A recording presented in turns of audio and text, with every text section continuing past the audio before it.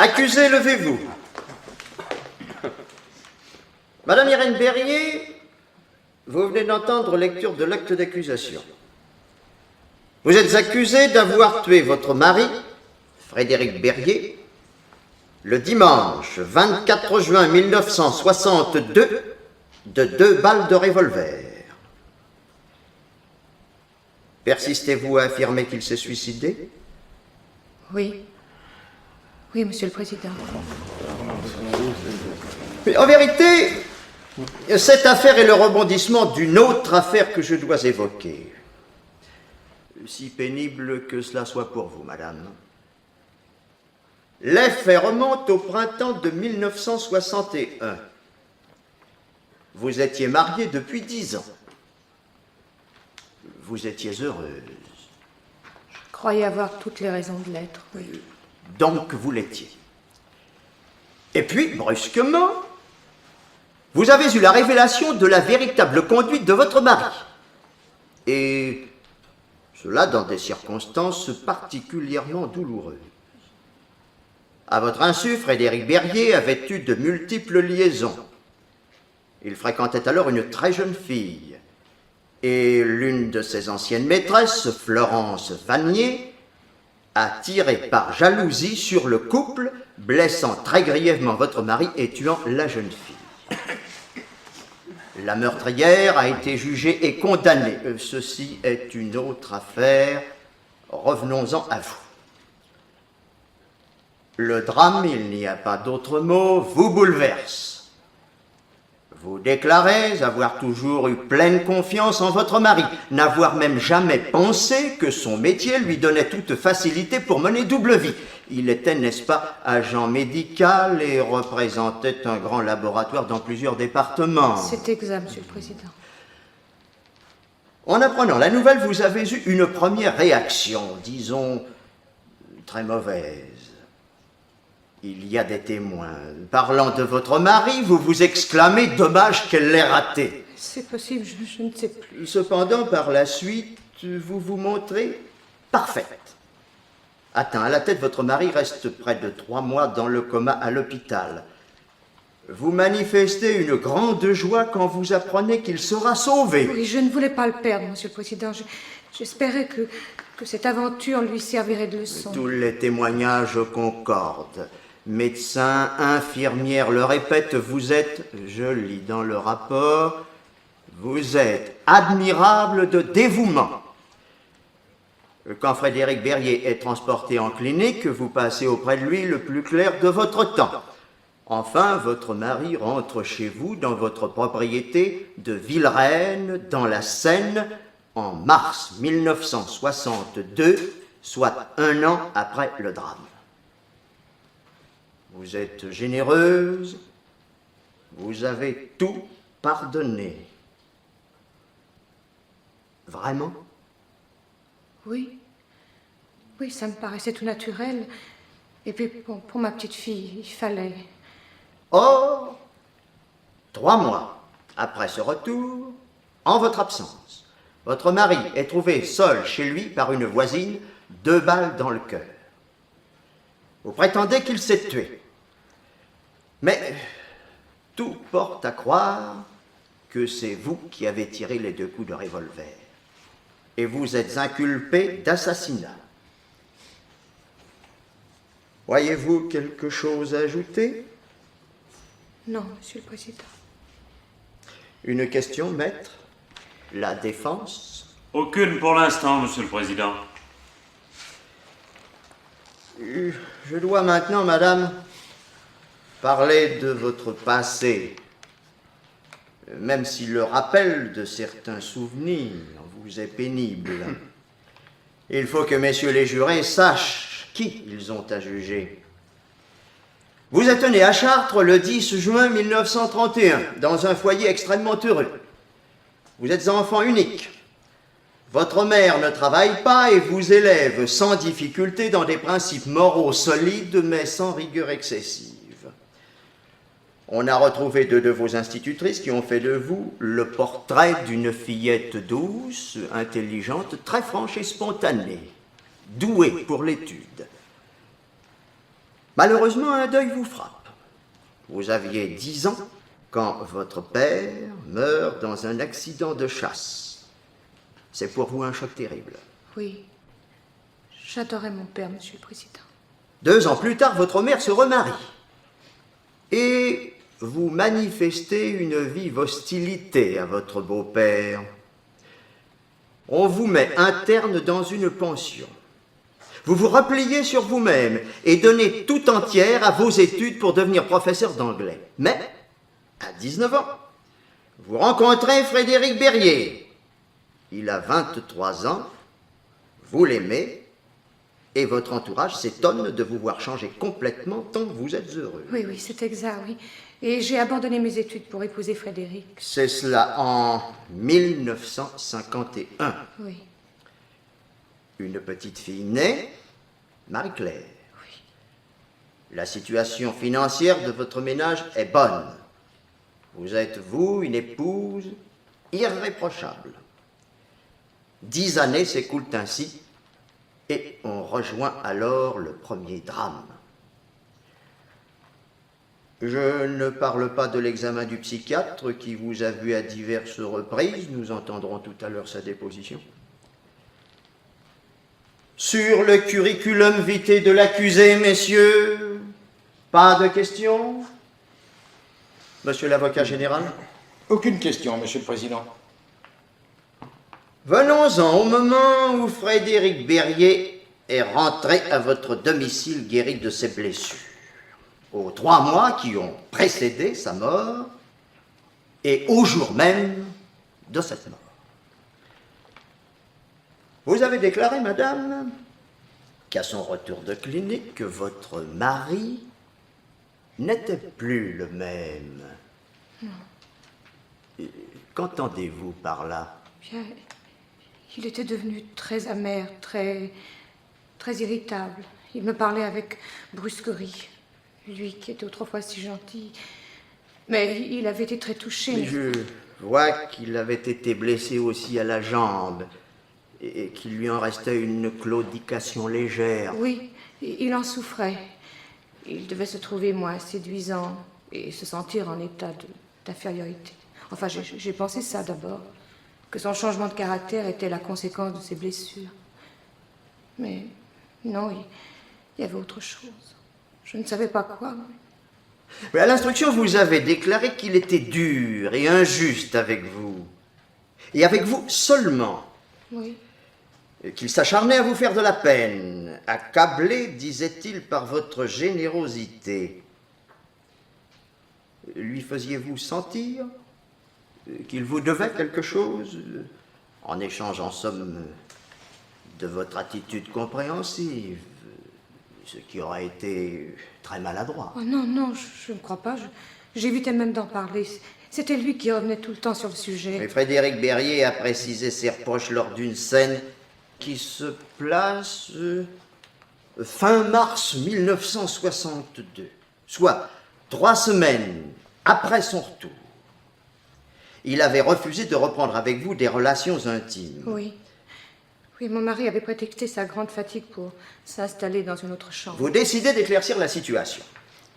Vous lui demandez calmement, dites-vous, explique-toi, Frédéric, dis-moi ce qui ne va pas. C'est exact, Monsieur le Président.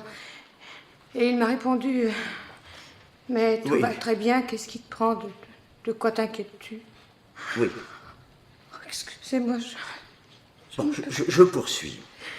Vous ne comprenez pas que tout puisse aller bien dans ces conditions. Il vous réplique, c'est vous qui avez rapporté ces paroles. Est-ce qu'enfin tu te mettrais à être un peu jalouse? Et il ajoute avec cynisme, ce serait normal d'ailleurs, après tout ce que tu as appris sur mon compte, je ne comprends pas que tu ne sois pas toujours en train de me soupçonner. Vous êtes tellement surprise que vous ne savez quoi lui répondre. je ne pouvais pas comprendre qu'il m'excite lui-même à la jalousie. Oui, maître, la partie civile. Une question, Monsieur le Président. Je voudrais savoir s'il y a eu un ou des témoins de cette scène. Non. Non, maître, comment voulez-vous? Voilà qui est très fâcheux. La défense. Merci, Monsieur le Président. Messieurs, il y a eu un témoin. Une petite fille, Marie-Claire. Marie-Claire, hélas, a suivi la scène derrière la porte où sa mère l'a trouvée en sortant. L'enfant était si bouleversé qu'elle a fait une crise de larmes. Un témoin qui ne compte pas, certes, mais un témoin quand même, maître Boisguérin. Au cours de cette même scène, madame, votre mari vous annonce sans aucune gêne qu'il aura des maîtresses, qu'il ne peut s'en empêcher. Il ajoute: il faudra bien que tu t'y habitues. C'est exact, oui. Il m'a dit ça et puis que je lui étais devenue odieuse. Il a crié: quand je te vois devant moi, ça me rappelle que je devrais avoir des remords et je n'en ai pas. Je ne savais plus quoi lui répondre. En effet, vous ne semblez pas avoir eu le comportement ferme qui aurait convenu. Par la suite, votre mari revient sur la question. Oui, c'était comme un refrain. Il me harcelait tout le temps. Puis un jour, il insinue que votre attitude compréhensive cache peut-être quelque chose de louche. C'est ici l'instant de parler de votre cousin Claude Granger, qui vous a donné son appui pendant l'année que votre mari a passée en convalescence, n'est-ce pas? Tout ce temps-là, oui. Mon cousin m'a aidé de son affection, de ses conseils. Je ne sais pas ce que je serais devenue sans lui. Et je ne crains pas de le dire parce que je n'ai rien à me reprocher. Oui, nous entendrons tout à l'heure monsieur Claude Granger. Monsieur l'avocat général, une question? Oui, monsieur le président. Je voudrais savoir si l'accusé voyait souvent son cousin. Accusé. Voulez-vous répondre à la question de monsieur l'avocat général? Presque tous les jours, oui. 1 heure ou 2. Chez lui? Oui, chez lui. Puis quelquefois chez moi, à Villereine. Claude venait... Alors que vous passiez, paraît-il, le plus clair de votre temps à la clinique. Si j'ai eu le courage de supporter les heures de la clinique, c'est parce que je pouvais respirer un peu, penser à autre chose, parler d'autre chose en compagnie de Claude Granger. Sans crainte de vous compromettre. Vraiment. Mais pourquoi aurais-je eu peur, puisque je ne faisais rien de mal? La défense? Je me réserve, monsieur le président, de répondre en temps opportun à la supposition calomnieuse de monsieur l'avocat général. Cette supposition, maître, la victime l'a faite aussi. Et il était parfaitement légitime que Frédéric Berrier se posât la question. Il n'a pas fait que cela poser. Et je poursuis le rapport. Frédéric Berrier, vous l'avez prétendu, madame, ironise à perte de vue sur vos relations avec votre cousin. Oui, c'est vrai. Il fait allusion à cette possible liaison un soir à dîner devant son meilleur ami, Jacques Le Breton, qui déposera tout à l'heure. Oui, Vous êtes outré. oui. Oui. Oui, vous vous considérez accusé à tort et maintenant vous vous révoltez. Oui.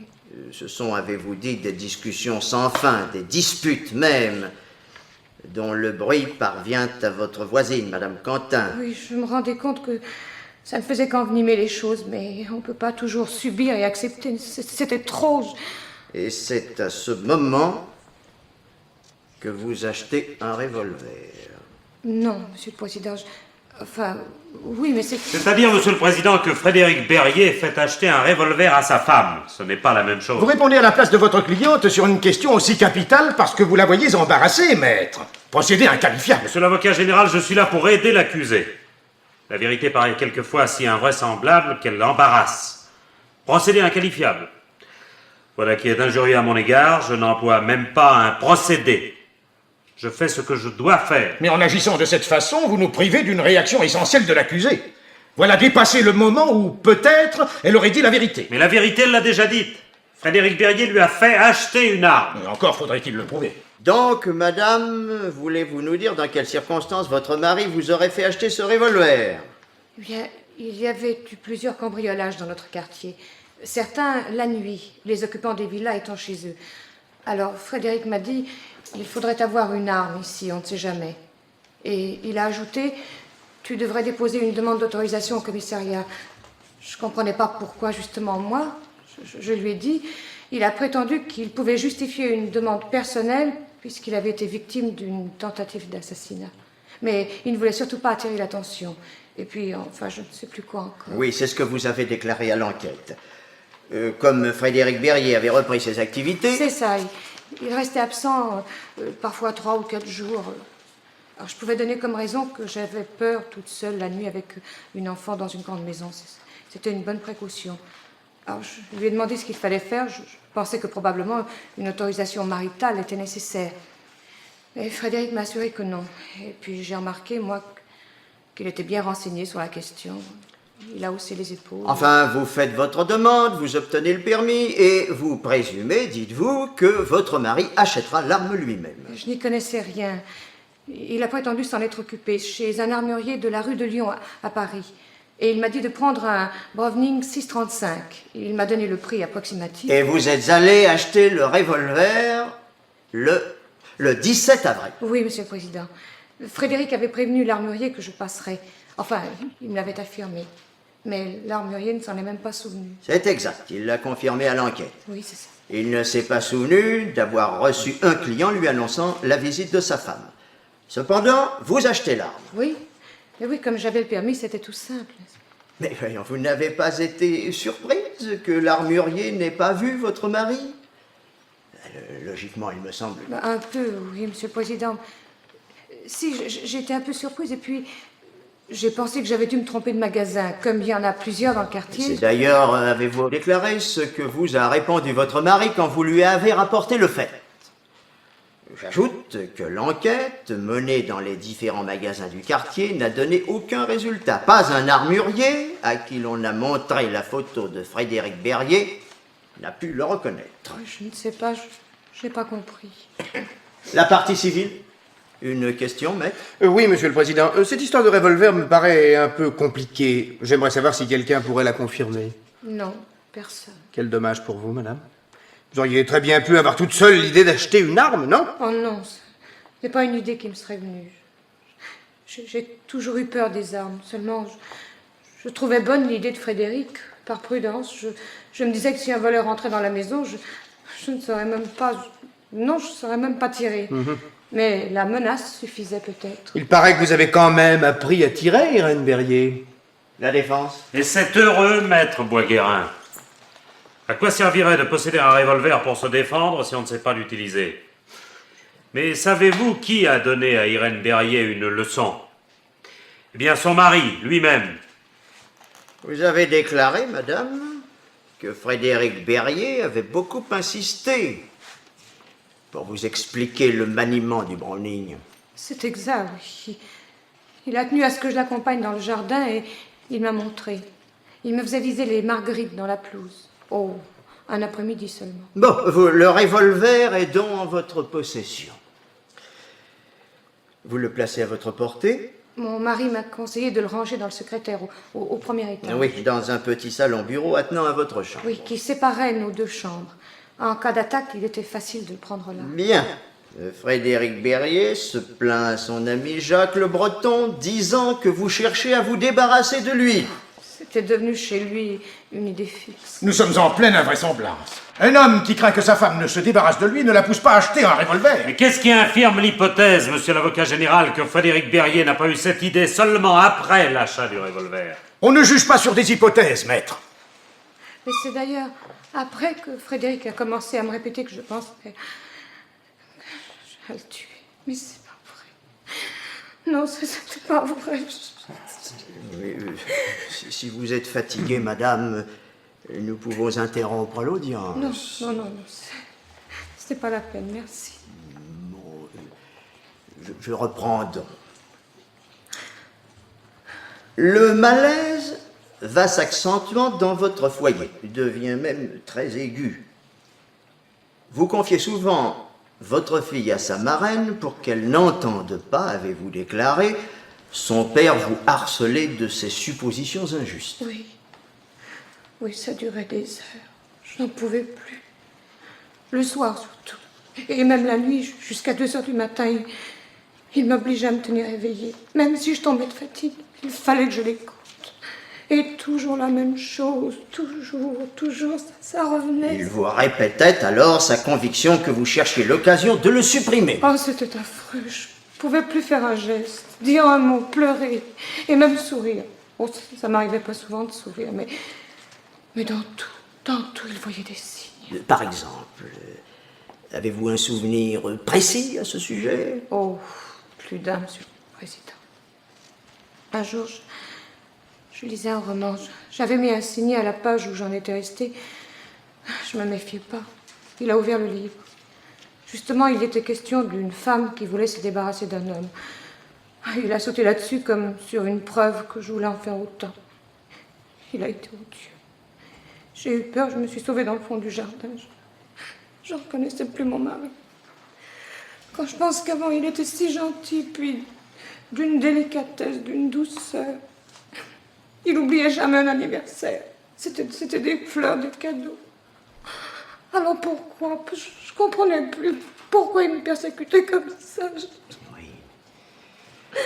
Nous en arrivons au dimanche 24 juin, jour du drame. Vous êtes seul dans votre maison, lui et vous. La veille, vous avez conduit votre petite fille chez sa marraine à Saint-Germain-sur-Morin. Votre quartier est désert. Il y avait une fête. Un défilé de chars fleuris, je crois. Les gens étaient tous partis à la fête. Oui. Et alors, que s'est-il passé cet après-midi-là? Rien d'extraordinaire pour commencer. Une discussion de plus. À propos de quoi? Il faisait très chaud. Je m'étais allongée sur mon lit pour une sieste après le déjeuner. Je me suis endormie, puis je me suis réveillée aux environs de 3 heures. La maison était calme. Je n'entendais rien. J'ai pensé que Frédéric dormait aussi, ou bien qu'il était sorti. Et puis j'ai entendu à côté comme des bruits de papier remué. Vous vous êtes levé? Oui, Vous êtes entré dans le petit bureau-salon. oui. Votre mari était là. Il avait ouvert le secrétaire et en avait sorti des liasses de papier en désordre. Oui. Vous lui avez demandé ce qu'il faisait, il vous a répondu du nettoyage par le vide. C'est exact, Monsieur le Président. D'abord, j'ai été contente parce que j'ai reconnu des coupures de journaux sur l'affaire Florence Vanier. Je lui ai dit, c'est bien ce que tu fais là. Quand tu seras débarrassé du souvenir de cette sale histoire, tout ira mieux, j'en suis sûre. Frédéric Berrier a ricané, dites-vous, sans que vous puissiez comprendre, car il parlait entre ses dents. Et c'est là qu'il a jeté par terre un gros paquet de lettres et de photos. Mes lettres, mes photos, toute notre correspondance du temps où nous étions fiancés. C'était, avez-vous dit, comme s'il vous avait frappé. Il continuait à ricaner. Il vous a lancé des lettres d'amour. Allez au feu. Quand je pense que j'ai été assez bête pour garder tout ça, ce qu'on peut être cloche d'attacher de l'importance à toute cette salade sentimentale. Oui, c'est ça. Sa prétention de tout détruire, jointe à sa façon méprisante et vulgaire de s'exprimer, vous a mis en colère. C'est du moins ce que je lis au rapport. Et je me dois de faire remarquer en passant, madame, que nous ne possédons de cette dernière scène qu'une seule version, la vôtre. Enfin, Digné, vous vous opposez à la destruction de ces papiers. Vous dites ce serait tout renier sans raison, à moins que tu n'aies besoin de la place pour d'autres lettres. C'est exact. Frédéric m'a répondu qu'il avait une nouvelle liaison. Vous vous jetez sur les lettres, il veut vous les arracher, vous luttez. Le revolver était là dans le secrétaire. Votre mari vous dit, depuis le temps que tu cherches un prétexte pour t'en servir, tu l'as, n'est-ce pas? Oui. Oui, j'ai touché le revolver, je voulais le mettre ailleurs. J'avais peur qu'il s'en serve contre moi. D'abord, à l'enquête, vous aviez dit que votre mari vous l'avait mis dans la main. Je ne sais plus. Je ne savais plus. Je cherchais à me rappeler. Mais je suis certaine de l'avoir touché. La partie civile, une question? Une remarque plutôt, Monsieur le Président. Je suis navré que la grande mémoire de l'accusé trébuche sur un point aussi important. Rappelez-vous, Irène Berrier, vous avez pris le revolver dans votre main. Non. Enfin, je ne sais plus. Il y a 16 mois de ça. Il y a 16 mois, c'est vrai. Mais vous avez eu tout le temps depuis pour vous remémorer la scène, madame. Nous ne vous prenons pas au dépourvu. Vous croyez habile de laisser planer un doute pour expliquer cependant la présence de vos empreintes à côté de celle de votre mari. Irène Berrier, vous avez saisi le revolver et vous avez tiré. Non. Je l'ai reposé sur le secrétaire. Donc, vous l'aviez bien pris Et pas seulement touché. Je l'ai posé, j'ai eu peur, une vraie panique. J'ai quitté la pièce, j'ai descendu l'escalier en courant et je me suis jetée dans un fauteuil du haut, là. Et puis vous essayez de vous calmer. 2 ou 3 minutes passent. Et vous entendez 2 coups de feu rapprochés. Oui. Vous remontez aussitôt au premier. Et vous trouvez votre mari étendu sur le sol, le revolver à portée de sa main. Oui. Vous constatez qu'il s'est atteint à la poitrine dans la région du cœur et qu'il est mort. Telle est votre déposition. Mais pourquoi, à l'enquête, avez-vous d'abord dit que vous vous êtes enfui immédiatement? Je ne savais plus. Dans un moment pareil, on ne sait plus. Oui, les enquêteurs vous ont appris qu'on avait relevé vos empreintes au rez-de-chaussée, dans la cuisine. L'empreinte de vos doigts très légèrement tachée de sang sur un verre resté sur la paillasse à côté de l'évier. Puis au premier, sur le rabat du secrétaire, sur la crosse du revolver. Et enfin, dans la salle de bain voisine de votre chambre, sur le rebord du lavabo. L'importance des traces de sang décroissant, j'insiste bien, d'un objet à l'autre et selon l'ordre que je viens de donner. Nous entendrons le rapport de l'expert qui a examiné vos empreintes et a établi pour chacune d'elles un nombre de points d'identification supérieur au chiffre de 17 exigé en France. C'est seulement après avoir eu connaissance de ces découvertes que vous avez reconnu ne pas être parti tout de suite. Je l'ai dit, je suis allée dans la salle de bain me laver les mains. Pourquoi vous lavez les mains? Et pourquoi ne pas l'avoir dit tout de suite, à votre premier interrogatoire? Je ne pensais pas que ça avait tellement d'importance. Et puis je le répète, je ne savais plus ce que j'avais fait. Et le verre?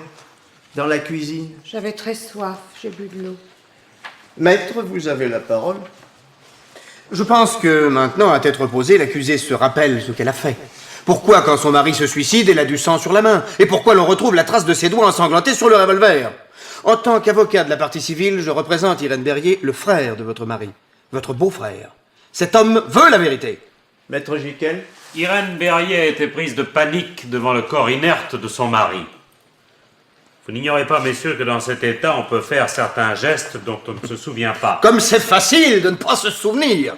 Selon le rapport, madame, vous auriez touché la chemise de votre mari. Oui, c'est exact. Je me suis penchée, j'ai voulu secouer doucement Frédéric. Et il y avait juste un petit peu de sang sur la chemise. Assez pour que je me tache la main, probablement. Du moins, je le suppose, je ne me suis pas rendu compte. Mais l'empreinte sur le revolver... Ben, je m'en souviens, je l'ai vue par terre, près de la main de Frédéric. Vous l'avez vu ou vous l'avez mis? Je l'ai vue. De ça, je me souviens bien. J'ai failli le prendre, un geste réfléchi, et puis j'ai pensé qu'il ne fallait pas le changer de place. Vous l'avez prétendu. Mais alors, vous y aviez déjà porté la main. C'est bien cela? Oui, monsieur le président. Oui. Les traces sur le rabat du secrétaire. Comment expliquez-vous leur présence? Je ne sais pas, j'ai dû m'appuyer. Je vais vous rafraîchir la mémoire. Vous êtes d'abord descendu, affolé. Vous aviez très soif, vous avez bu de l'eau dans la cuisine. Vous êtes remonté dans le bureau. Là, vous avez vu sur le rabat du secrétaire le revolver que vous avez posé après avoir tiré les 2 coups. Non. Vous l'avez pris et placé sur le tapis près de la main de votre mari. Ensuite, vous êtes allé vous laver les mains au lavabo de la salle de bain. Voilà l'enchaînement des faits. Non, je suis partie. J'aurais pourtant voulu faire quelque chose, rester là, mais je pouvais pas. Mes jambes s'en allaient toutes seules. C'est possible, vous êtes parti, oui. Mais après avoir fait ce que je viens de dire. Enfin, c'est ce que vous présumez, mais... Monsieur l'avocat général me l'a fait remarquer tout à l'heure. On ne juge pas sur des hypothèses. Enfin, madame, vous êtes sortie de la maison. Votre voiture était dans la rue devant le portail. Rien n'avait bougé dans le quartier. Un voisin un peu éloigné, qui se reposait dans le fond de son jardin, a déclaré à l'enquête avoir entendu 2 coups sourds et rapprochés, et son chien aboyer. Il a cru un éclatement de pneus ou de pétard, puisque c'était fait.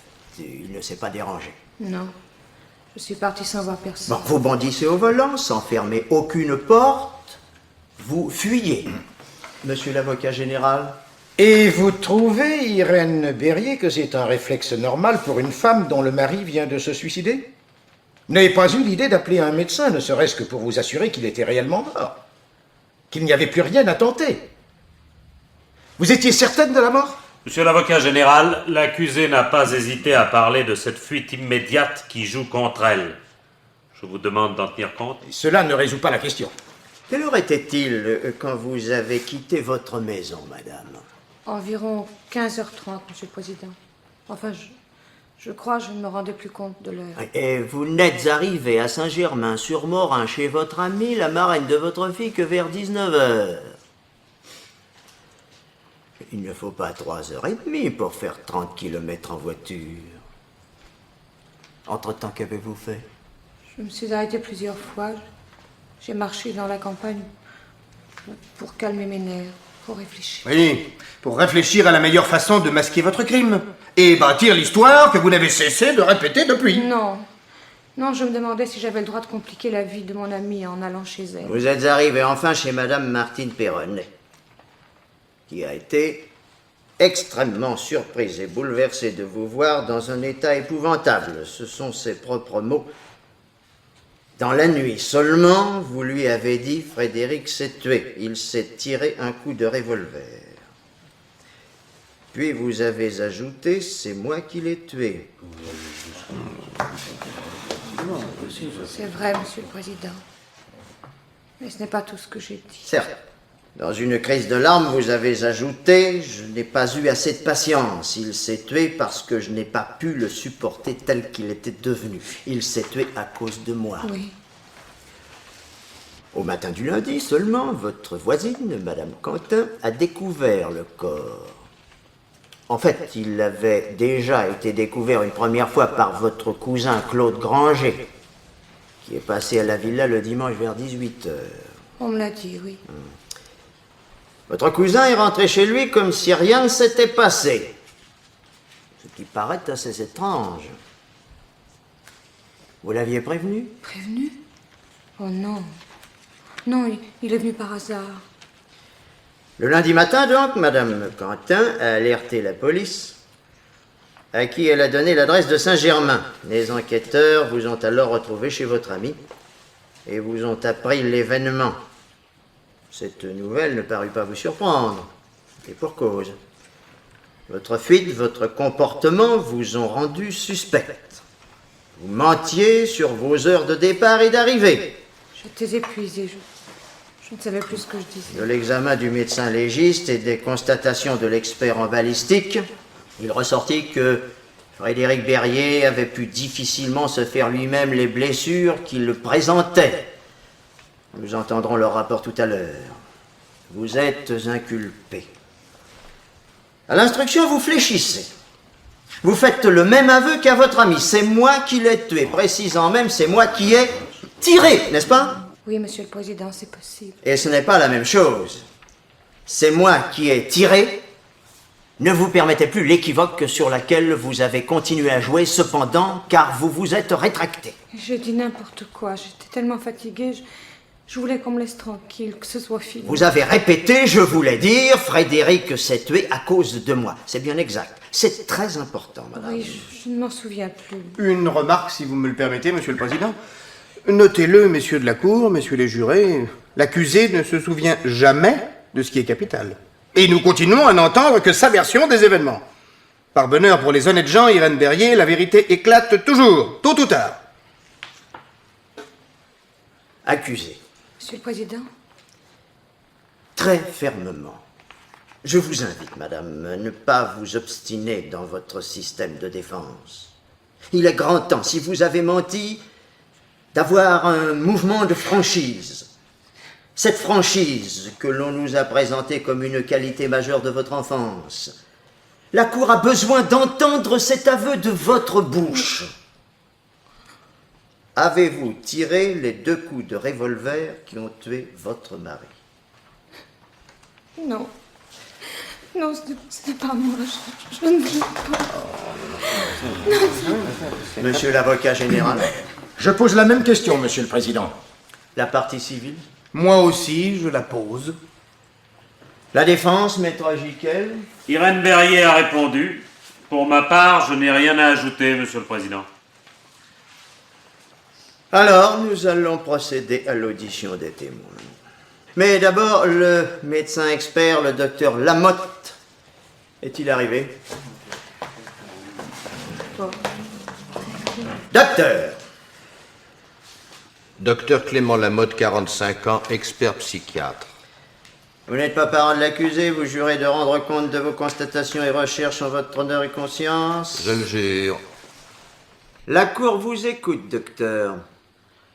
Alors qu'elle était détenue, j'ai examiné à plusieurs reprises l'accusée, sur les plans psychiatriques et médico-psychologiques. J'ai eu d'abord devant moi une femme accablée, se reprochant surtout de n'avoir pas su comprendre son mari. Madame Berrier m'est apparue comme très sentimentale, avec, en matière de sentiments, des idées toutes faites, admises sans discussion, et prouvant qu'elle avait assez peu le sens des réalités dans le domaine de la sexualité. Et vous pensez, docteur, que son développement affectif a pu être perturbé dans son enfance? Lors du décès de son père, puis du remariage de sa mère, c'est certain, Monsieur le Président. L'agressivité qu'elle a manifestée alors à son beau-père entre 12 et 13 ans s'est étendue aux autres hommes et au monde en général. Ce beau-père, qui la punissait à tort et à travers, est demeuré pour elle le symbole de l'injustice et de la dureté. Mise en pension, elle a cessé de se rebeller et a opéré un repliement sur elle-même. Son hostilité devient alors passive et s'accompagne temporairement d'une incapacité à reconnaître ses fautes.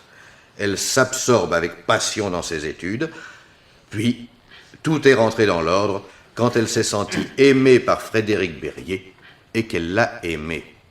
Le conflit a été résolu à ce moment-là, tout naturellement. La partie civile, une question? Oui, Monsieur le Président. Docteur Lamotte, pourriez-vous nous dire si l'accusé vous a donné l'impression de s'emporter facilement? Non, pas facilement. Ses colères sont accidentelles, très rares, et de son propre aveu, terribles, comme il arrive chez les sujets habituellement doux. Non, rien de pathologique dans son cas. Maître Giquel? J'aimerais savoir si Irène Berrier a donné au médecin expert une impression de franchise. De franchise. Oui, c'est certainement dans la vie courante une personne très franche. Très obstinée aussi. Oui, je sais qu'on la considère comme une meurtrière qui n'a pas avoué. Pour ma part, je m'abstiens de trancher. Je ne suis pas là pour juger, mais pour tenter d'expliquer. Il n'y a chez elle aucune anxiété pathologique. Je n'ai pas relevé de structure paranoïaque. Elle n'a jamais présenté de crise d'épilepsie. Pas d'anomalie. Pas de traumatisme crânien à noter. Pas de facteurs toxiques. Voilà, messieurs, mes constatations. Je vous remercie, docteur.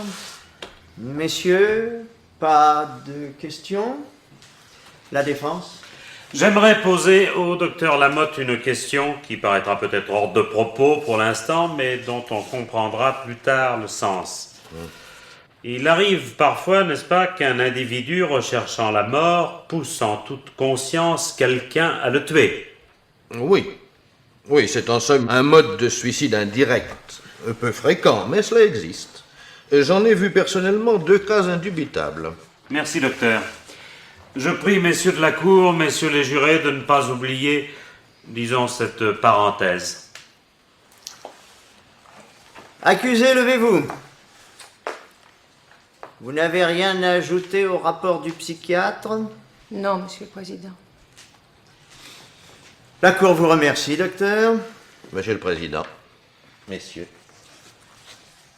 Voulez-vous appeler le témoin, Monsieur Jacques Le Breton?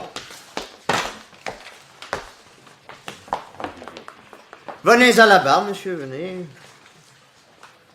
Vous vous appelez Jacques Le Breton? Oui, Monsieur le Président. Votre âge? 35 ans. Domicile? 38 Constantin Adeline, Paris 16e. Profession? Directeur commercial des laboratoires Maubert. Vous jurez de parler sans haine et sans crainte, de dire toute la vérité, levez la main droite et dites « je le jure ». Je le jure. Vous étiez, monsieur, un ami de monsieur Frédéric Berrier. De la victime, oui, Monsieur le Président. De la victime? Pour moi, le crime ne fait aucun doute. Voulez-vous dire à la cour ce que vous savez? Rien sur ce qui s'est passé le dernier jour, évidemment. Je n'ai été surpris qu'admis par l'événement. Frédéric m'avait confié à plusieurs reprises sa crainte que sa femme veuille le tuer pour se venger. Vous connaissiez Frédéric Berrier depuis longtemps? Depuis 2 ans seulement, depuis qu'il travaillait pour notre laboratoire. Je vois en rapport que vous avez dîné chez les Berrier à Villerennes au début de mai 1962, soit 2 mois après le retour de votre ami chez lui. Quelle attitude a-t-il eu ce soir-là envers l'accusé? Très correct, Monsieur le Président. Et pourtant, il soupçonnait déjà sa femme de vouloir le tuer. Elle avait acheté un revolver sous prétexte de se défendre contre les cambrioleurs. Frédéric m'en avait fait part. S'il craignait que l'accusé s'en serve contre lui, Monsieur Berrier pouvait faire disparaître cette arme. Je lui en avais donné l'idée. Mais il ne voulait pas passer pour quelqu'un qui a peur. Il ne vous a pas dit qu'il avait pris lui-même l'initiative d'acheter ce revolver? Non, je m'en souviens très bien. Frédéric m'a dit que c'était elle. Est-il exact qu'il vous a déclaré ne plus pouvoir supporter sa femme? Et là, je rapporte les termes mêmes de votre déposition, cette statue de la femme qui a pardonné. Oui, il me l'a dit, mais pas au cours du dîner de Villerennes, c'était un peu auparavant. Nous déjeunions entre hommes, dans un restaurant à Paris. Et c'était exactement l'impression que donnait Madame Berrier. Elle avait un air de condescendance, un sourire méprisant et supérieur que pour ma part je n'aurais pas pu admettre. Et d'autant plus qu'à ce moment-là déjà, il était à peu près certain que Madame Berrier l'avait remplacée en quelque sorte pendant son séjour en clinique. Et devant vous, au dîner de Villerennes, Monsieur Berrier a accusé formellement sa femme? D'être la maîtresse de son cousin Claude Granger, c'est exact, Monsieur le Président. Devant un tiers, il n'a pas hésité Non. à... Et je n'ai pas été surpris puisqu'il m'en avait déjà touché un mot. Là-dessus, Madame Berrier est montée sur ses grands chevaux, elle s'est levée de table en plein repas et puis elle a disparu au premier étage pendant un quart d'heure, sans que l'on sache ce qu'elle faisait. Au premier étage, dans le bureau où se trouvaient le secrétaire et le revolver. Il m'a semblé, d'après le bruit de ses pas, je ne puis rien affirmer. Monsieur l'avocat général? Je voudrais que le témoin nous dise s'il avait l'impression que M. Berrier persécutait sa femme. Persécuté? Non. C'est un bien grand mot. Non, pas précisément. Pas en ma présence, en tout cas. Je comprends pourquoi cette question m'est posée. Mais Frédéric était un homme parfaitement normal. Nous tous qui le connaissions dans son travail, nous l'estimions très équilibré. Ce n'est pas parce qu'il avait fait quelques séances de psychothérapie qu'il faut le considérer comme un détraqué. On peut consulter un médecin de l'âme, par curiosité. Plus encore que par nécessité, c'était son cas, je pense. Ah ah. Monsieur Berrier avait consulté... qui, un psychanalyste? Oui, enfin, pas exactement.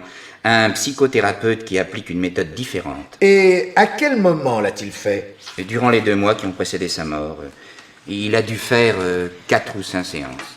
La défense? Le témoin sait-il s'il était le seul à avoir reçu confidence de Frédéric Berrier à ce sujet? Je l'ignore. Vous mais ne devez pas vous adresser directement aux avocats, monsieur. Tournez-vous vers la cour.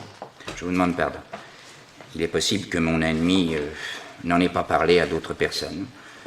On est en général très discret sur ces choses-là. Il m'avait donné incidemment l'adresse du médecin pour le cas où je voudrais le consulter moi-même. Et le témoin connaît-il ce médecin? Il serait possible d'avoir son adresse? Oui, probablement. Je dois encore l'avoir chez moi. Très bien, je vous remercie. Madame Irène Berrier, connaissiez-vous ce fait? Non, Monsieur le Président, je suis très surprise. C'est la première fois que j'entends parler de ça. Plus de questions, messieurs? Non? Vous pouvez demeurer dans la salle, monsieur. La cour vous remercie. Monsieur le Président. Appelez le témoin suivant. Madame Maria Quentin. Approchez, madame, approchez. Vous vous appelez Maria Quentin, née Petitson. Votre âge? Oui, Monsieur le Président. J'ai 61 ans et j'habite 18 avenue Gallieni à Villerennes. Profession? Profession, J'en ai pas. Vous jurez de parler sans haine et sans crainte de dire toute la vérité. Levez la main droite et dites « je le jure ». Oh oui, je le jure. Dans la propriété de Monsieur Berrier, il y a un ancien petit pavillon de gardien qui vous est loué depuis longtemps. Oh, déjà, du temps des parents de Monsieur Frédéric, alors c'est vous dire que je l'ai connu tout petit, vu mon âge à moi. C'est vous, madame, qui avez découvert le corps. Dites-nous ce que vous savez. Oui, c'est moi, Monsieur le Président. Oh, ça m'a fait un tel coup. Jamais je pourrais oublier ces photographiés-là. Vous avez déclaré que ce dimanche-là, vous n'étiez pas chez vous. Non, j'avais emmené mon petit-fils à la fête parce que j'ai un petit-fils qui a 6 ans. Et puis je suis restée dîner chez ma fille et je suis rentrée à la maison sur le coup de 10h30 à peu près. Toute seule. Parce que mon mari était chez son frère à Soissons. Et vous avez cru qu'il n'y avait personne chez Monsieur et Madame Berrier. Comme je n'ai pas vu de lumière chez eux, oui, j'ai pensé qu'ils étaient sortis. Ça fait que c'est le lundi matin seulement que ça m'a paru bizarre de ne voir toujours personne. Surtout que Madame Berrier était une gentille petite femme, toujours bien aimable, un bonjour par-ci, un mot par-là. Ah, on était bonnes voisines, ça on peut le dire. Alors j'ai frappé à la porte de la villa. Mais peut-être que c'est des détails qui vous intéressent pas. Mais si, madame, mais si, parlez. Dites à la cour ce que vous avez fait. Et je me suis aperçu que la porte n'était pas fermée, seulement poussée. Alors ça m'a paru encore plus bizarre. Alors je suis entrée dans le vestibule et j'ai appelé. Pas de réponse, personne. Oh, j'ai eu comme un pressentiment. J'ai monté l'escalier du premier, j'appelais. Rien. Je suis arrivée en haut et puis... Vous avez découvert Monsieur Berrier inanimé. Dans le petit bureau, oui. Il était par terre. Mort. Oh, tout de suite, je me suis dit, il s'est tué. Il y avait un revolver sur le tapis. Et la première pensée qui vous est venue, vraiment, c'est qu'il s'était suicidé. Il ne pouvait pas me venir une autre idée, Monsieur le Président. C'est que ça me rappelait quelque chose. Une fois déjà. Oh là là, mon Dieu. Calmez-vous, madame, calmez-vous, voyons. Veuillez vous expliquer. Et une fois déjà, j'avais trouvé M. Frédéric étendu comme ça dans le même bureau, tout pâle. Mais cette fois-là, il n'était pas mort, il vivait encore un peu. Mais c'est très intéressant, ça. Que s'était-il passé? Oh, il y a longtemps de ça. Il paraît qu'il avait voulu se suicider. Pensez à 19 ans, si c'est pas un malheur. Parce qu'il n'avait pas été reçu à je ne sais plus quel examen, on a dit. Il s'était coupé les veines, mais pas assez, a dit le docteur que j'avais appelé tout de suite, parce que, comme par un fait exprès, la maman n'était pas là. Enfin, on l'a transporté et on a pu le sauver. C'était reculé pour mieux sauter. Je suis très étonné, madame. Car vous n'avez pas parlé de ce suicide manqué à l'enquête, ni à l'instruction. À l'instruction? Oui, quand le juge vous a interrogé, vous n'avez rien dit de cela. Non, parce que Madame Berrier, la maman de Monsieur Frédéric, la pauvre dame, elle m'avait fait jurer à ce moment-là de ne rien dire à personne, jamais. Sous aucun prétexte et quoi qu'il arrive, elle avait dit. Et j'avais juré, Monsieur le Président, vous comprenez? Seulement, ça me travaillait vu le procès. Oh, ça fait 8 jours que j'en dors plus. J'ai raconté à mon mari et il m'a dit que la dame était morte et qu'il fallait dire toute la vérité. Mais certainement, c'est très important, madame. Cette tentative donne plus de poids à la version présentée par l'accusé. Donc, le lundi matin, vous avez découvert le corps de Frédéric Berrier. Et puis, qu'avez-vous fait? Vous avez prévenu la police? Je me suis précipitée sur le téléphone, pensez. Ces messieurs sont arrivés très vite, ça faut le reconnaître. Et je leur ai expliqué. Je voulais prévenir Madame Irène, mais je savais pas où. Enfin, l'idée vous est venue que l'accusé avait pu se rendre chez la marraine de sa fille. Oui, je me suis dit qu'elle avait dû y partir tout de suite après le déjeuner du dimanche, ça lui arrivait. Et j'ai donné l'adresse à messieurs les policiers. J'ai cru bien faire, pas? Et puis, tout ce qui s'en est suivi, mon Dieu, vous le savez mieux que moi. Vous ne voyez rien à ajouter? À ajouter? Oui. Non, monsieur. Monsieur le Président. Madame, Aviez-vous dit à l'accusé que vous vous absenteriez le dimanche après-midi? Eh ben, voyons. Oui, je lui avais causé du petit et que je l'emmènerais à la fête, oui. Vous souvenez-vous à quel moment? À quel moment? Voyons, ça devait être le samedi soir quand je lui ai rapporté son pain. Ah non, je me rappelle, c'était samedi matin, quand elle ouvrait ses volets. On a causé, et puis... Donc, avant que Madame Berrier conduise sa fille à Saint-Germain. Avant, oui, puisqu'elle n'est partie qu'après le déjeuner. Merci, madame. La défense, une question à poser au témoin? Je voudrais savoir, Monsieur le Président, si le témoin, en découvrant le corps de Frédéric Berrier, a pensé que Madame Berrier avait pu tuer son mari. Oh non, jamais. Ça alors, non. Personne si douce, si bonne. Non. Monsieur le Président, ma cliente est extrêmement fatiguée. Je propose que l'audience soit suspendue. Messieurs, Madame Maria Quentin, vous ne voyez rien à ajouter? Oh, si, que le contraire m'aurait pas étonné, que Madame Irène ait été tuée par Monsieur Frédéric parce qu'un homme qui vivait comme il vivait et qui avait déjà eu des histoires et puis tout, mais il faut s'attendre à n'importe quoi. Mais Madame Irène, non. Oh non, je me ferai jamais à cette idée. Non, c'est pas possible, j'y crois pas. Oh, je n'en peux plus. Je n'en peux plus. Bon, plus de questions, messieurs? Madame, la Cour vous remercie. Vous pouvez demeurer dans la salle. Oui, Monsieur le Président. Garde, faites retirer l'accusé. L'audience est suspendue.